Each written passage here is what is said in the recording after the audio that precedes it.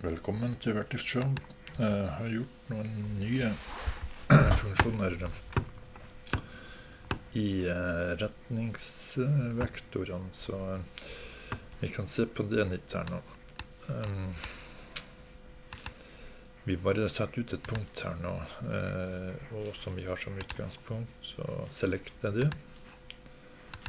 Klikker på den vertex-knappen og på direksjons, og så får vi opp et nytt, jeg lager et nytt vindu her nå, eller redesigner litt her på vinduet, så vi har øverst har vi noe der vi velger front eller right eller topp, altså om det her, hvilket vindu vi arbeider i.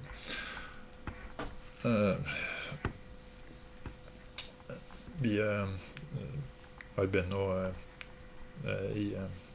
i frontvinduet, det øverst til venstre da.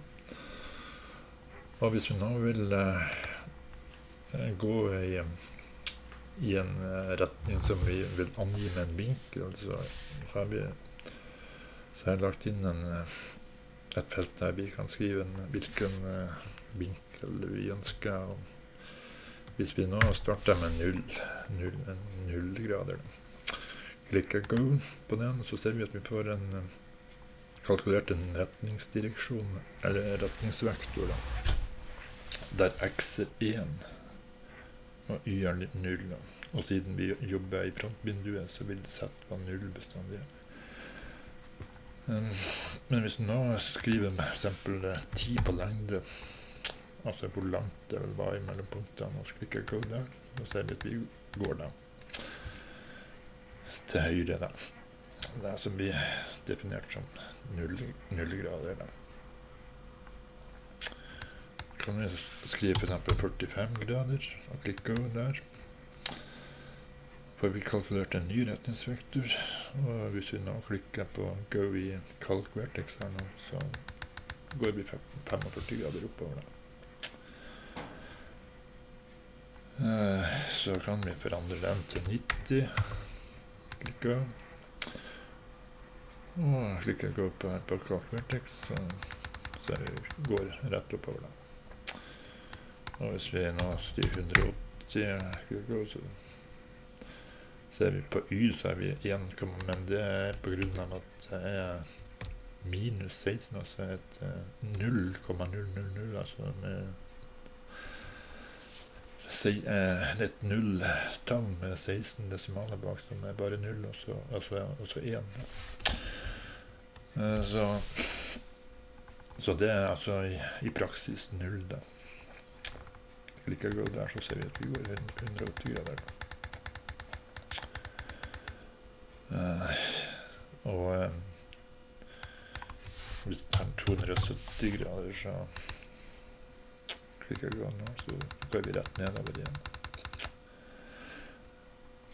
Det var det om, og vi kan nå select vertex, kan vi for eksempel selekte den, og så kan vi gå ned der også, sånn, og selekte den, gå ned der.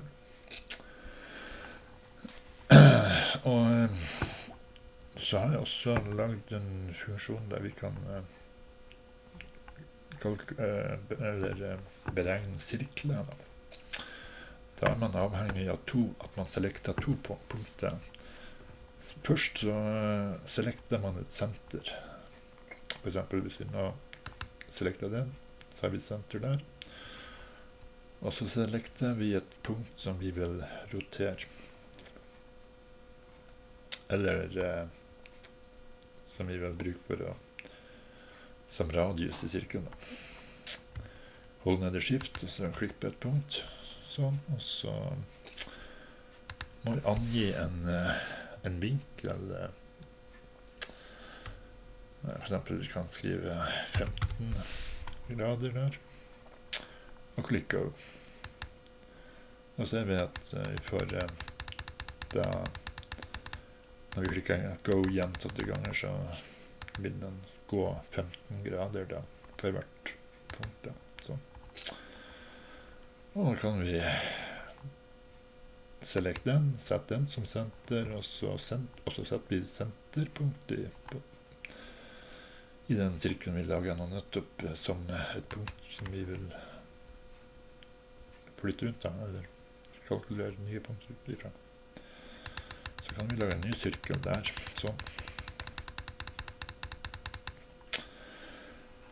Og vi kan sette en punktet der som senter,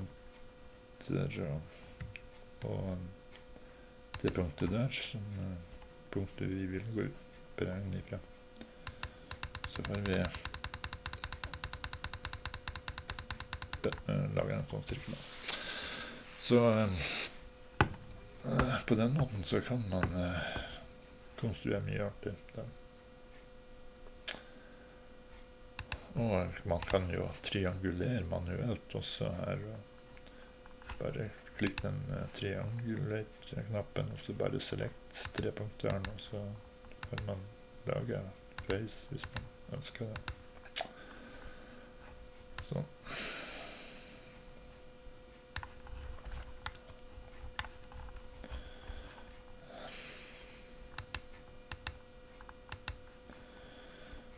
Så for eksempel hvis nå under den kan vi for eksempel lage face, eller vi kan også bare select noen vertekster her, for eksempel den,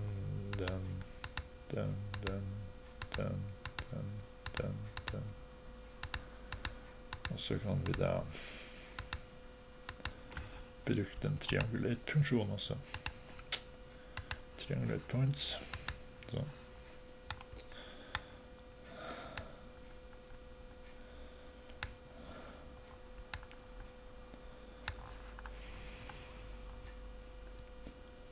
Ja, det ble noen punkter der som nei.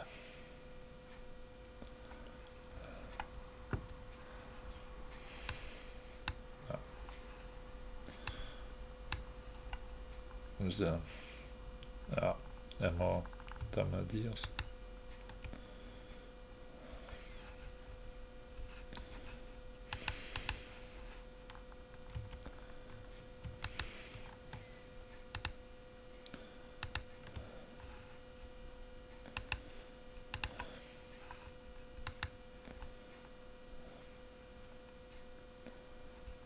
Ja, ok, sånn.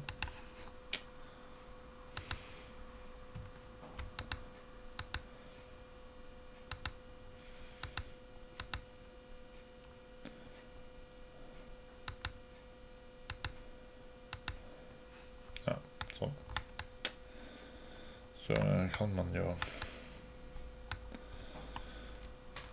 har man store muligheter for å lage mye morsomt av geometriske figurer med at man kan gå i hvilket som helst vinkel man ønsker da, og angi eksakte vinkler sånn. Og likedan konstruere punkter rundt i en sirkel. Så. Ok, det var vel det som var nytt i Vertex Show for denne gang. Thank you for watching.